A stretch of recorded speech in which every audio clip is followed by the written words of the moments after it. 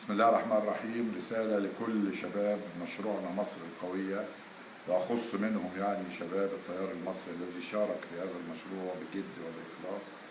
رسالة تقدير وشكر، رسالة تقدير لكل ال4 مليون الأصوات الحلال اللي وقفوا نتيجة جهد شباب الحملة، وكل من شارك فيها بإخلاص وجد وصدق وتجرد. هم أصحاب الفضل بعد الله في جمع هذه الأصوات.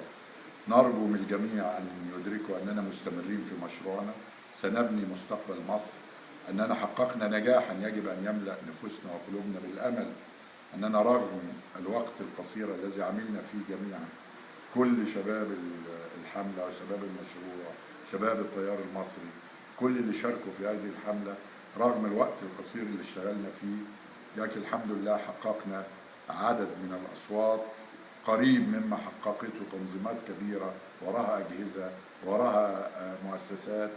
فده يعود للجهد الذي بذله كل المشاركين بإخلاص وتجرد. نرجو ان احنا نستمر. احنا بنفكر مع بعض دلوقتي كيف نستمر في مشروعنا مصر القوية، وما هي الأطر والمؤسسات التي تسعى. نرجو أن تشاركونا بأفكاركم يا شباب التيار المصري. لكم مني كل حب وتقدير وشكرا. السلام عليكم ورحمة الله وبركاته.